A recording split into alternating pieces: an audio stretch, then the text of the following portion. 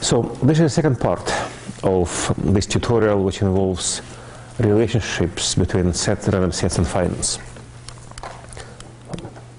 So the key aspects of this tutorial, of this part, of the second part, would relate to non-linearity features of some functionals related to random sets and their interpretation in a financial world.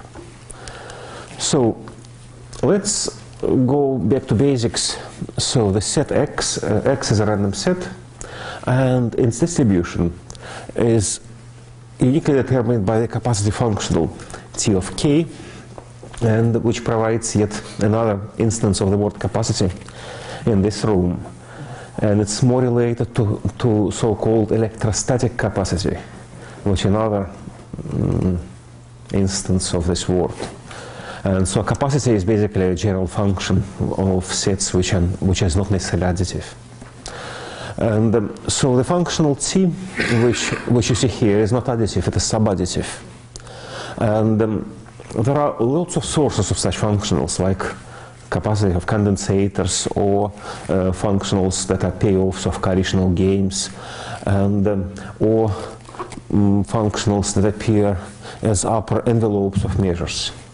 So if M script is the family of measures, is a family of probability measures, or general family of measures, then such a functional is also of capacitive type. And so with such functionals, it's possible to relate an integral, which is called the Choquet integral. And so for this, let's start with the function phi, which is so-called non-additive measure. So phi of empty set is 0, but otherwise it takes values from 0, 1, but is not necessarily additive. And so for a function f with non-negative values, it can be extended for other functions. One defines the integral f d phi as the conventional Riemann integral of the values of phi at the level sets of f. So if phi is a measure, then this turns into the famous formula for the expectation of a non-negative random variable using the tail probabilities. So if phi is a capacity function of a random set, then phi is given by this non-empty intersection probability, and in this case the integral f dt can be immediately expressed by simple Fubini's theorem as the expectation of supremum f of x.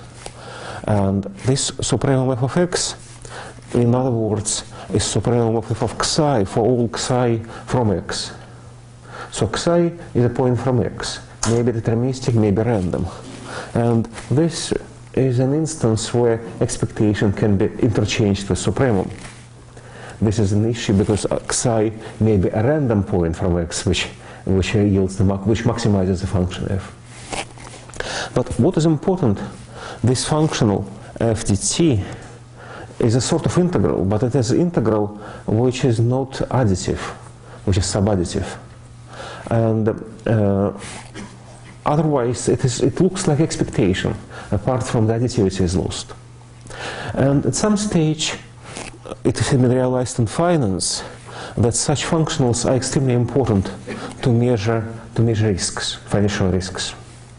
So assume that xi is a terminal financial position. So if xi is positive, it is good, one has a gain. If xi is negative, it is a loss. And xi is a random variable. It takes values in the real line. And the aim is to find out what kind of capital one needs to ensure that xi is not too bad, xi is not too negative. And this amount of capital is given by some functional of xi. And it is required by the supervisors, by market supervisors, to be set aside and reserved and freezed and taken out of operation. And then people asked what are the sort of desirable properties of this functional R, of the risk measure. So it should be defined on LP space, and P is greater than or equal to 1, definitely. And the first property is that if I add some amount of cash to xi, then the risk should decrease by this amount of cash. So this is called cash invariance. Well, the second property has to be or anti-monotone, more exactly. So if eta is better than xi, then the risk of xi is higher than the risk of eta. Well, the second one is next one is subadditivity. It says that basically if the company operates, the same company operates in two different markets, in two different parts of the market, then the total risk, if I merge them, the merge decreases the risk. So, or diversification decreases the risk, in other words. And the last part is homogeneity, which might be assumed or maybe not assumed, and it guarantees that so the functional R can be regarded as a norm. So it's a sort of a norm because it satisfies the subadditivity and homogeneity. So the it's implied by Gaussian value? What? Subadditivity is implied by Gaussian value? No, because this is for deterministic A. Okay. And this is for random summands. So it's a sort of function which depends on really in RD. So in a finite probability space, xi is an element of RD. But A in this case is 1, 1, 1, 1. So we only require invariance with respect to one particular direction. So this is the difference. So the typical examples are minus expectation. So it's the easiest example, but not particularly useful. So another example is essential infimum, which is a little bit better, but it's too conservative. So in this case, the capital requirements would be extremely high, because then the risk is really the worst possible value of the random variable. Well, then we come to something which is much more useful, which is called expected shortfall. So it's a conditional expectation. So well, I'm really avoiding some complicated variants of it. So I assume an atomic distribution, and so in this case we take the expectation of xi given that xi is less than alpha quantile of xi. So it's a tail expectation, normalized. So it's conditional expectation. And another source of such integrals are Choquet integrals for appropriate capacity on omega in this case. Now, what I want to emphasize, well, there might be really not just tutorial, but really lots of lectures on these risk measures. It's a rich subject which is currently extremely active and really well used in finance. But I want really to concentrate on geometric issues. And the geometric issues start when the problem is turns to the multivariate one. And so this history is like this. Well, the risk measures were developed in Univariate framework, and then people started immediately doing the dynamical setting, so the process. And somehow the multivariate case remained really untouched for a while, and maybe you will see why. So in this multivariate case, so the key ingredient, well, one possible way to pose this multivariate problem into mathematical perspective is to work with exchange cone model.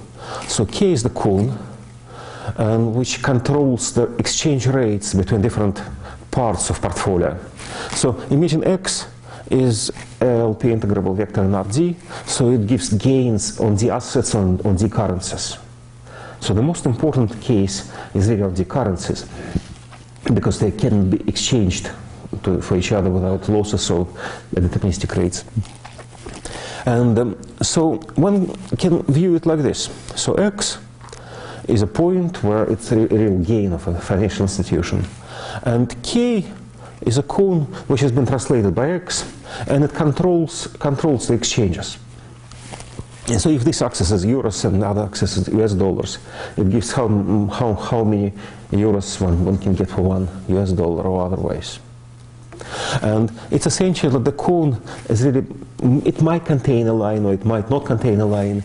If the cone contains a line, then we have the case where one doesn't pay transaction costs, where the market is frictionless. And so the aim is to measure the risk of X, taking K into account. So the question, in other words, what are the worst values what are really bad values for X?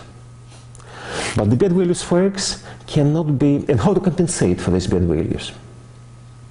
And immediately posing this question leads to the next conclusion. If one wants to compensate for a bad value of x, then this compensation may be achieved in different ways. Like, one might reserve some capital in euros, which means I need to go along this line, or it is possible to reserve some capital in dollars and set aside. And so this may be really the ways to compensate for possible eventual losses is not unique. There are lots of ways to do it. And this immediately brings the random sets arguments in play. So the first step is to start with a set-valued portfolio. So look at the sum of x plus k and consider it a random set, and which might not be a point plus con type. It might be of many different types, like transactions up to a certain amount are allowed, and then nothing is allowed, any possible variants of this.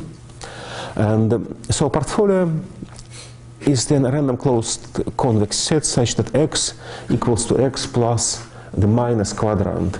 So in this case, one talks about the lower set.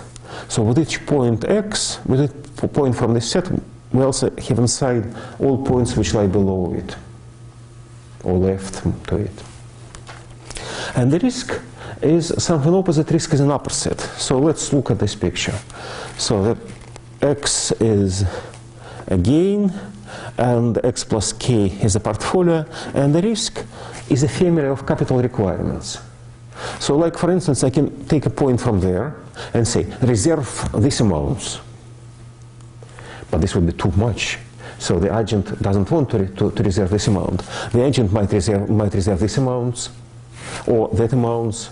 But what is important, 0 is there. So in this case, the agent does not need to reserve anything. And in this case, the position is said to be acceptable. Moreover, the agent is allowed to go in a negative direction, and this would result in the release of capital. So one can take out of operation one can pay some dollars and euros to shareholders.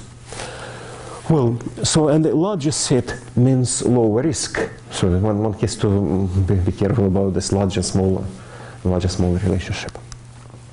So portfolio is acceptable if there is selection from x. Remember, x belongs to x capital, xi belongs to x capital, means that they both can be realized in the same probability space, so that xi is a part of x.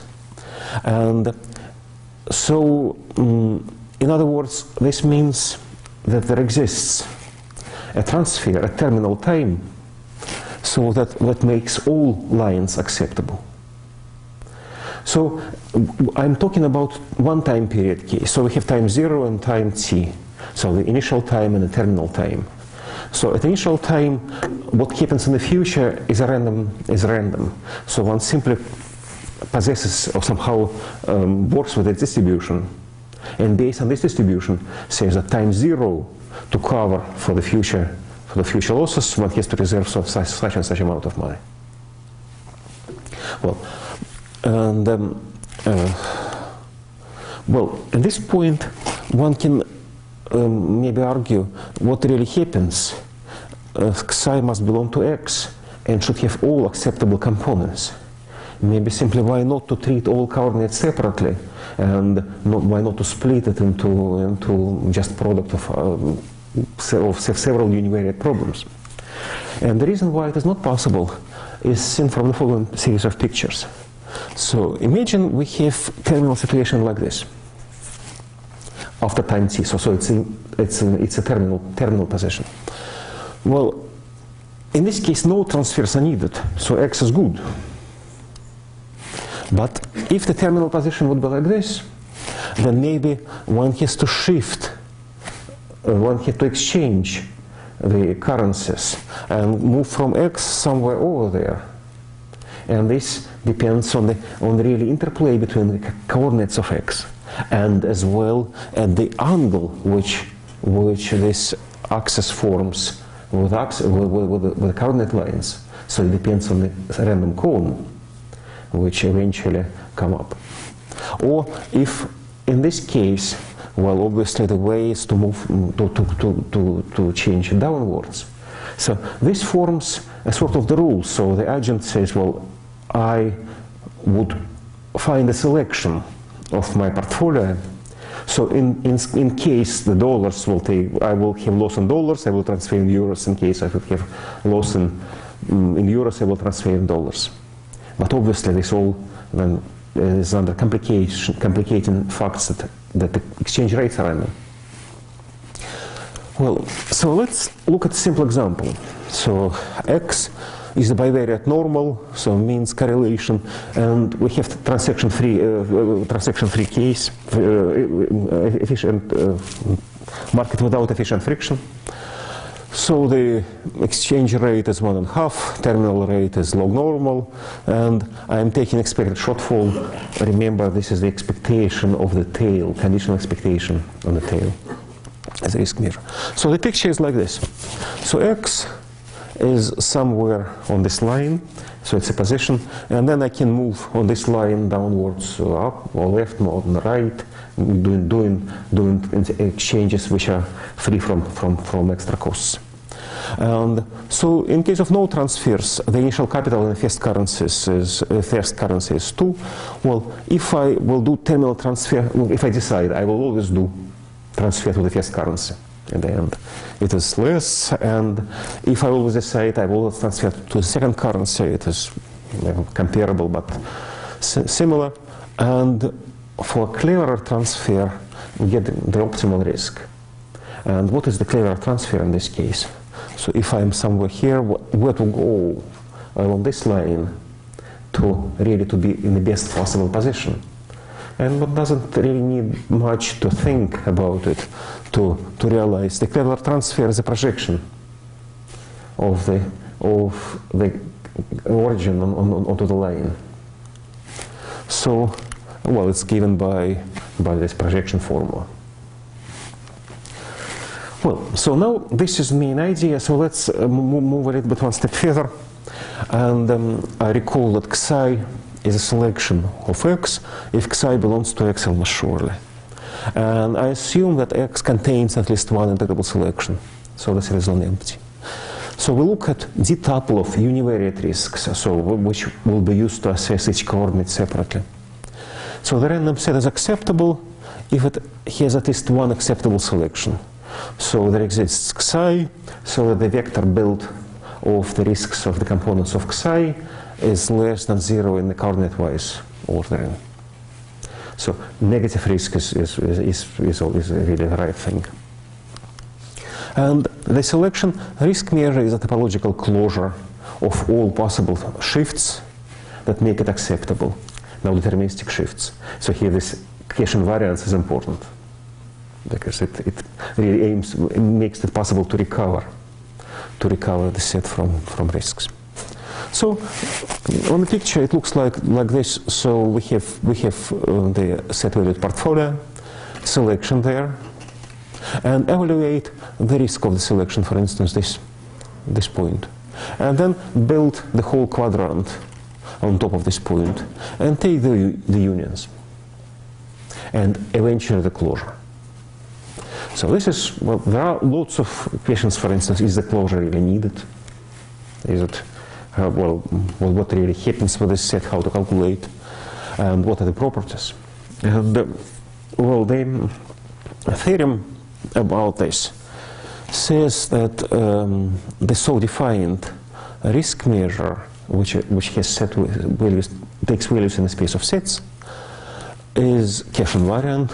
All right, so it's monotone. So if Y has more options than X, then the risk of Y the set corresponding to the risk of Y will be larger, so the risk will be smaller.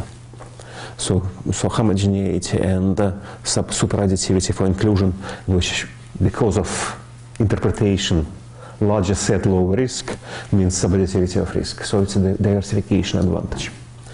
So one point which is here, well, there are, on the way there are quite some pitfalls. even like a simple statement, law invariant.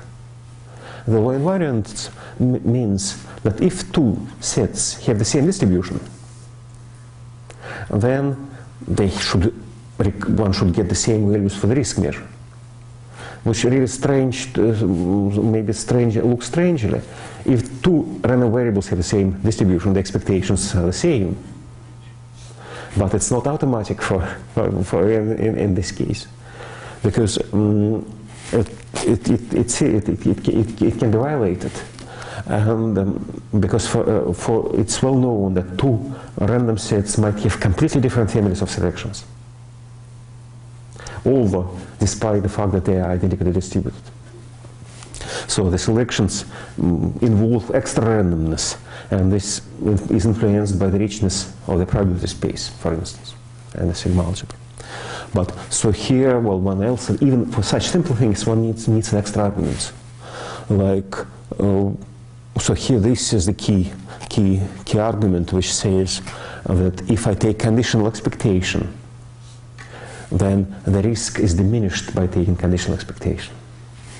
And so then when the convexity comes into the play, and then finally followed by the theorem that the families of natural selections of X which don't involve any extra randomness, which are measurable with respect to the own sigma algebra generated by X, and the same of Y conside. So it's by far not immediate. Well, let's look at a simple example. So I mentioned Aumann, the selection expectation last time in the first lecture, so let's recall it. So the expectation of X is the closure of the expectations of all integrable selections. So this is an example of set-valued risk measure, as long as I will take the negative of the selection expectation. So the closure is not needed if X is integrally bounded. So if it lies inside a ball with integrable radius.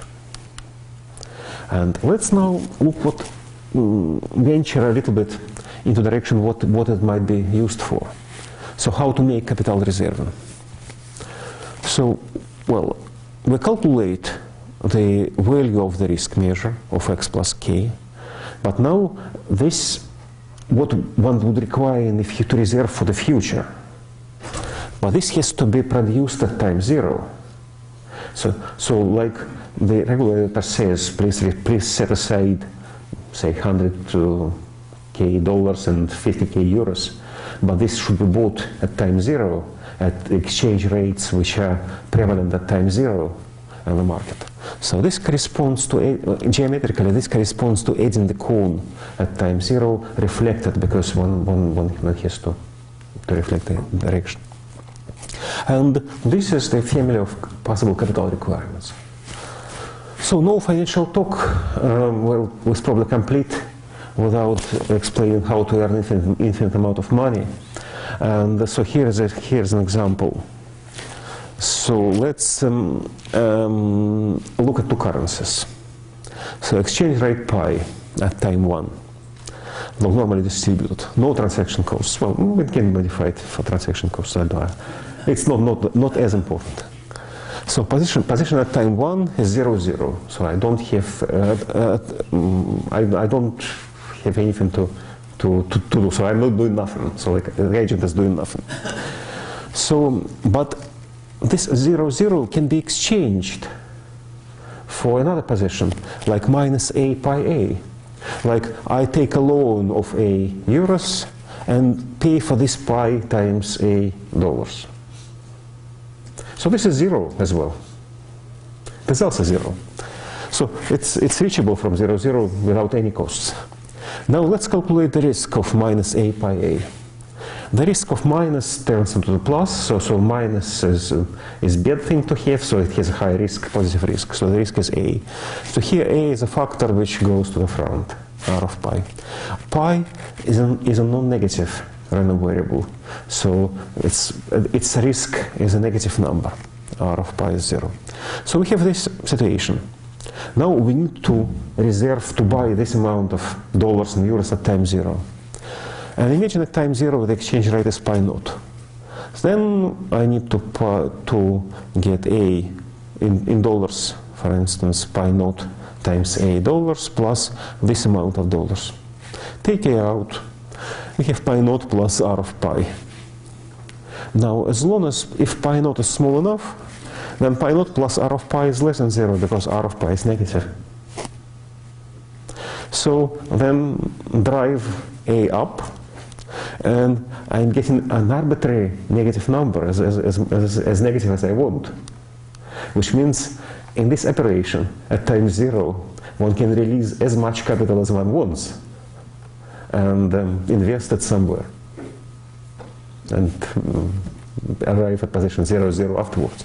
So it's completely strange because in this case there is no financial arbitrage.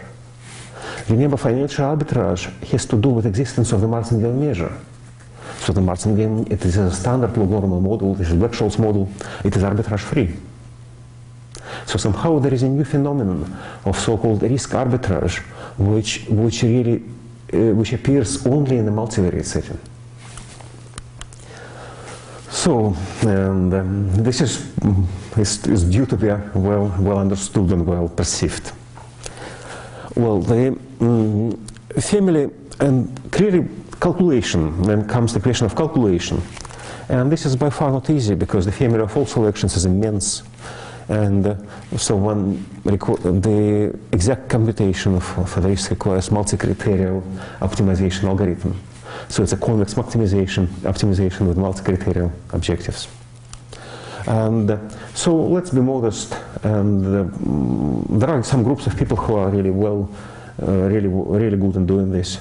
But I'm not, so I'm modestly explain only the bounds for the selection risk measure. Like the upper bound. The upper bound is obtained by, if I take selections psi1, psi-n, calculate the risks, it's fine, and take the convex hull of the union. So this is the subset of the result, because if one wants to get a finer approximation, one needs to take more size. So the key mathematical background, it is allowed to take the convex hull, because the result is convex. Well, for the lower bound is really inherently related to so-called dual representation of the univariate risk measures. Remember, R of xi is a sort of convex function. And it is well known, a convex function can be always obtained as supremum of some linear functions. So this is exactly what happens here. So what one sees on the right-hand side under supremum is a linear function of xi. And the slope of this linear function is controlled by a family of random variables zetas. So it's a really standard representation of convex function, supremum of linear. And alternative expression can be written in terms of in a set-valued language by taking the half line, multiply it with zeta, divided by zeta, and taking the intersection. So intersection of such half lines is supremum of numbers. But it opens immediately the door to the set-valued case, because now I want to create this to obtain this set as intersection of half spaces. And here is it. Well, so when one gets lower bound. And the natural, well, I can show the one picture what happens. So this is the normal sample. So here the true value obtained by really painful computations. And here are two bounds, which are not as tight, but still provide some. Well, but as long as one has such a representation of intersection of half planes, half spaces, so the natural question is really this representation exact? So is it only bound, or it is exact way to get the set? For a convex set, one really should expect that it is obtained as intersection of half spaces. But it's by far not trivial question. Well, in the univariate case, such results are based on the application of bipolar theorem. So the second polar set, second dual set, is the original one if the set is convex and so-called weak star closed. So the weak star convergence is like in L infinity. In LP, it's like LP convergence. It's like weak convergence. It's the same. And for the L infinity, it amounts to convergence probability and uniform boundedness. So this result says that if a functional is subadditive, homogeneous, cache invariant, and weak star continuous, then it has such a representation. So this is classical result by Delbayen and by now maybe referenced, I think, about 10,000 times. Well, now what to do with sets? So the natural logic says one has to somehow to get numbers related to sets and to linearize the space of sets. And this is usually done by taking support function. Support function in direction u is supreme of ux over x and x. So the sum of sets are some support functions, but this one can be infinite. And it can be really easily infinite, so maybe I go back at this point. I think it's a good point to show here. Like in this case, the support function is finite only in this direction. And if now exchange rate is random, then it's never finite with probability 1. So there is no really way to characterize such things using support function. So the idea is to use random arguments of the support function. So it has to be evaluated in good directions. So in a sense, one has to do some analysis for functions of random arguments. And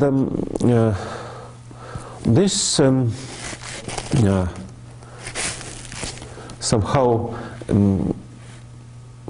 so now comes a couple of transparencies, maybe too much maths, and so in a sense I'm looking at directions where support function is finite. This is a random set on the sphere, or random cone in RD, but if normalized, it is a random set on the sphere, and such functions form the family of Lipschitz functions with that map L0 all elements of this random set with L infinity norm to LP.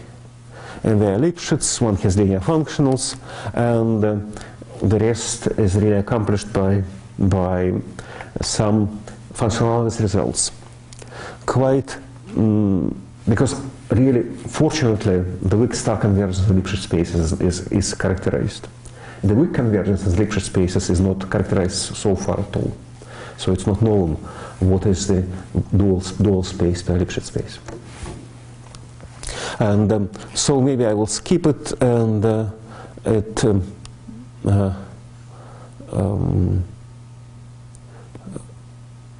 say if rho has the Fatou property, which means it's a sort of weak star continuity. If xn weak star converges to x, then the lim sup in the set sense must be subset of the original one. Then one has this dual representation. And these are exactly half spaces whose direction is controlled by some subset of LQ.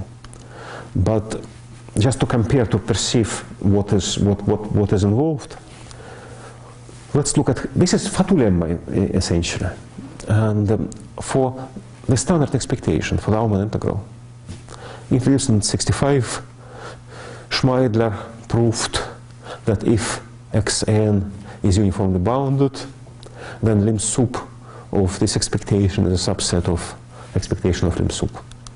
So it implies the closeness, but if one wants to do it for unbounded sets, which is our case, then it's by really delicate result by Balder, and he has quite some years afterwards. But we want to do it for non-linear functionals, so which makes it seriously different. But still, Fatou property holds, and one has Fatou lemma in quite some number of cases. Well, and so in all these cases, the value of the risk measure is closed. So at this point, I think I will slightly shift the topic and will lighten up the presentation as well. And namely, I will talk about some financial networks. So let's start with, but still the aims will be really close to the measuring risk. So let's look at this really simple hypothetical network. And maybe at some stage during other talks, I start speculating what might be the common and difference between such networks, financial networks, and mobile networks, or telecommunication networks. Well, obviously the geographical positions are not important. So locations are not essential. But still the roles of the players may be quite different. It's like base stations and the customers. Well, like in this case, the holding is a company which may be regarded as a station, maybe, as pure speculation, and because it holds the positive part of the assets of the daughter companies. So the daughter company might go bankrupt, but the holding will not feel it. Well, it's simply it will not become bankrupt because it holds the positive part of the asset. So maybe the rest is a sort of, so somehow one has really non-equal relationship, non-equal roles in a network. So here's an example of the Allianz Group network. So this is a seriously big network, which is, well, graphically simple. There are simply some lines depending on the place and depending on the type of business. But Allianz is a big insurance company. It's a seriously big organization. Well, and so what does a regulator aims to do for this case? So they look at all parts of the group and want to impose some capital restrictions on these parts. Like the regulator says, well, the investment part must hold such and such amount of money in reserve. Or each part which makes together the Allianz Group has to set aside some reserves. Now the question is how to determine these amounts. And so far, in most cases, the regulator applies a standalone approach. So the standalone approach considers, or granular approach, considers each agent separately and calculates, it has some terminal position, CI, it calculates a risk associated with CI and asks to reserve corresponding amount of capital. So the risk measure in the European Union, people use mostly quantiles, so-called value at risk, and Switzerland one is more advanced to use expected shortfall, which is more conservative and more sensitive to possible tails. And this is really the major part. So in a sense, it reminds what I told you before. So one has a single agent with portfolio composed of different currencies. So here one has a group that is composed of the agents. But in many cases, a great simplification is that currently I impose that the currency is the same. So it will simplify the life greatly, but might not be the case. Well, there is currently in the literature another word floating which is called systemic risk. So systemic risk for a network describes the following situation. Because in a network where the agents are interconnected, a possible default of a single one might result in problems for other agents. So you can maybe interpret it in the sense of some mobile of telecommunication networks. And that's why if one really wants to determine the capital necessary to secure the whole network, one has to take into account. So it's really complicated thing, and it's not by far not well understood. So there are some initial papers on systemic risk, and today there was also a paper on Archive which relates the systemic risk with some curvatures of networks. So it might have some connections to some far-reaching connections to other types of networks. But I'm not going to talk about systemic risk. It's by far not clear. So instead, I will talk about groups. So in the group, some may voluntarily or may be forced to commit themselves to help other members of the group. Well, and this should decrease to the necessary capital, to decrease the necessary capital reserves. Like I gave this example yesterday, so now let me repeat it. So there are two agents, A and B, and the agents wants to minimize these reserves and so conclude some agreements. And if some of them will be in distress, then the other agent would help if it can. So the family of allowed transactions is the family of two numbers. So what agent 1 promises to, well, we would have after transfers, and what agent 2 would have after transfers.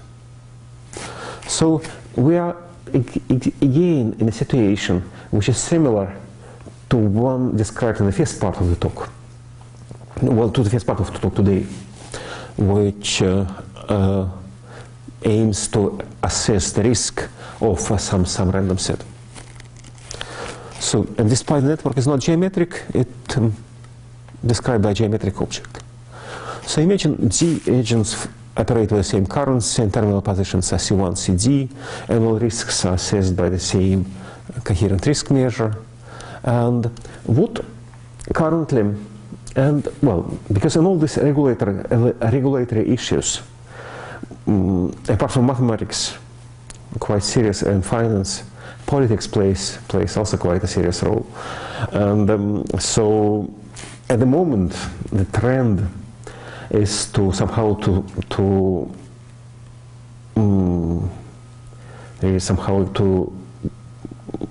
decrease the capital requirements somehow, because otherwise they are too serious, and they want now to take all parts of the group together, so they form the sum. So in this case, one talks about half space. So from C, I can move as far as possible along the line which builds the half space. So it allows to move from C to C plus eta, where sum of etas is not larger than 0. Well, so this is a sort of really is called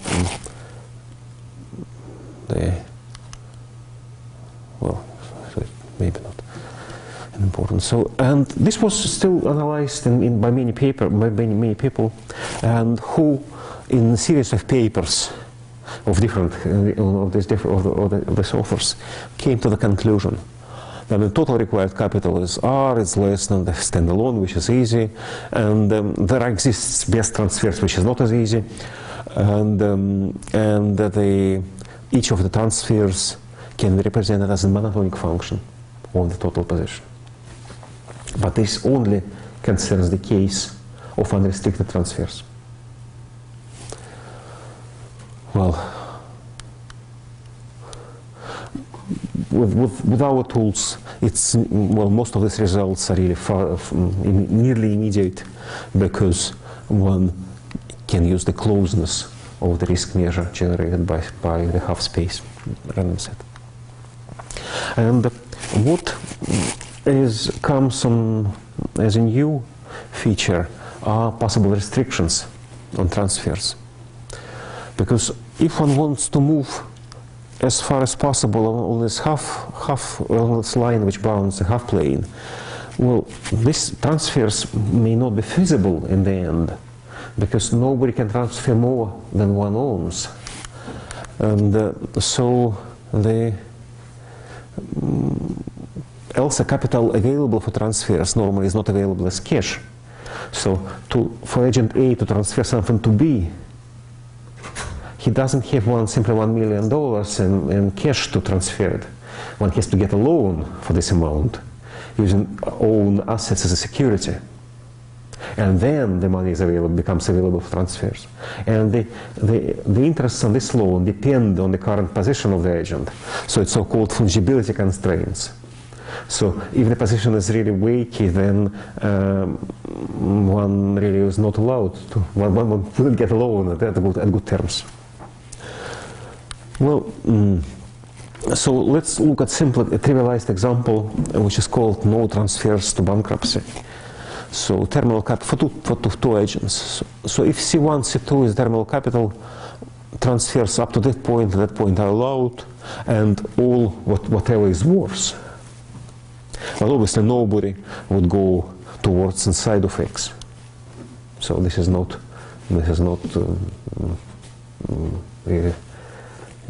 useful from financial viewpoint. But if one agent is in negative position, like the first one, then the second one can help him up to amount of available cash. And so then we have a random set of attainable positions for the group. And again, we take the risk measure of this set, try to add some capital A to the position, and then we aim to find the smallest possible total capital, which still guarantees that zero is inside, so that the total position is acceptable. So, well, the theorem of the infinitum is achieved. It's not much, but something which is still needs some work and time. There are more questions which, for instance, ask how to ensure that none of the agents need to reserve more than it would have done in a standalone approach. So this somehow guarantees that the agents will not need to be forced to commit themselves for such things. It's in economic side, they exhibit so cooperative behavior. Also in which case the optimal transfers are realized as monotonic function of X with respect to set inclusion. So this are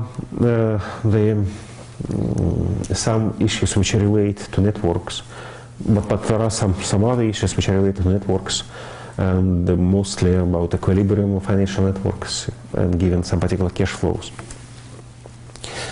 Well, so to explain maybe to give us a quick summary of what was there. So one in telecommunication applications, one somehow got used to deal with stationary case.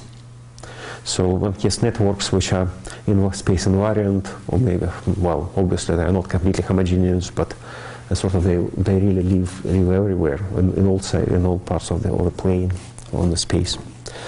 But here the main emphasis is really on non-stationary sets, and mostly on the sets which are, say, called lower sets. So there is something on, there is a boundary, and all points worse than this boundary belong to the set. And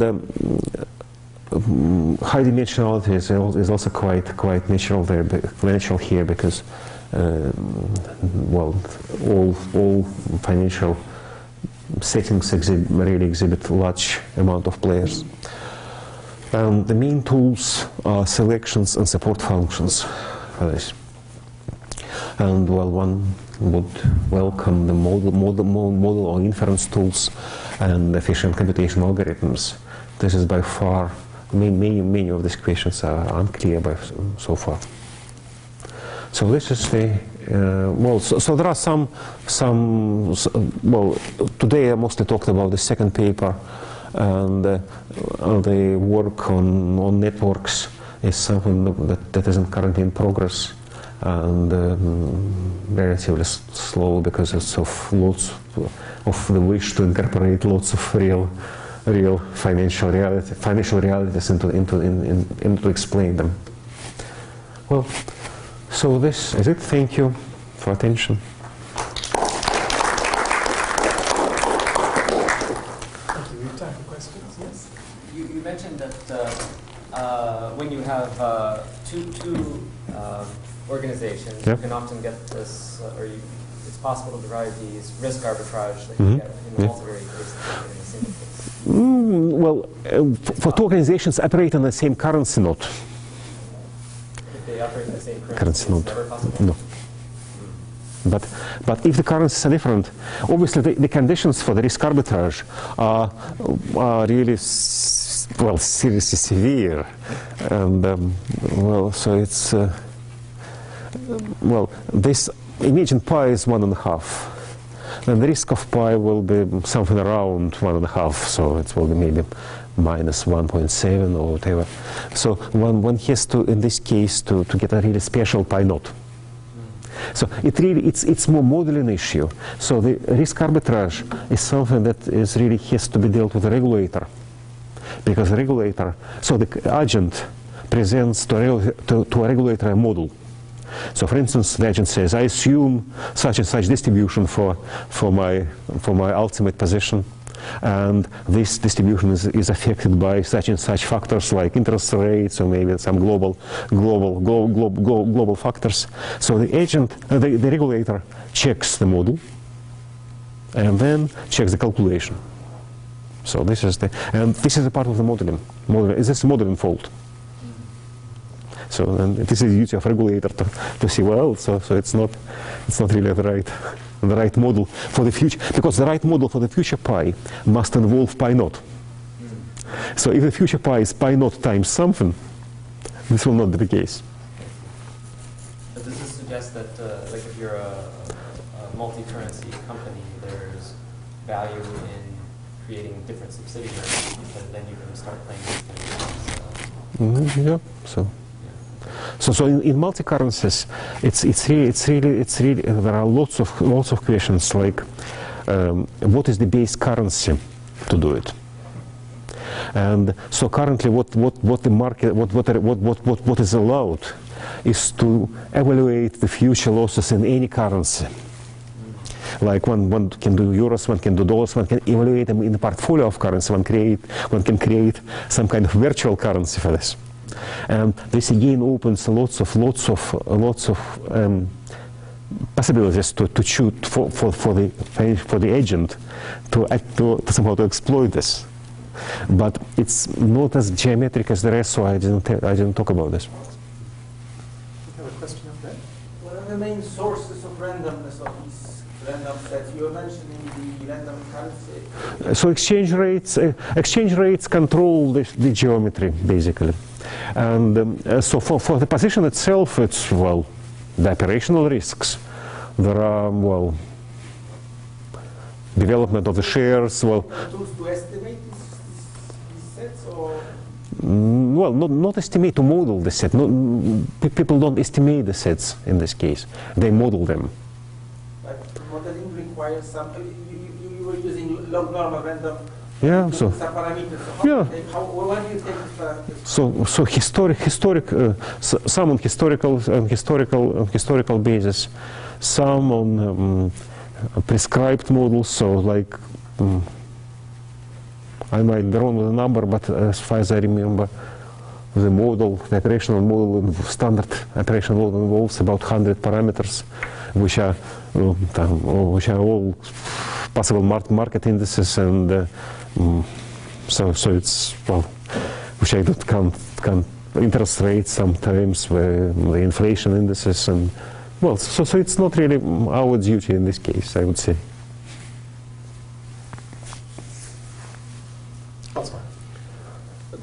This formalization mechanism for risk measure might have some links with what people were doing in Max Plus again, as you mentioned yesterday already.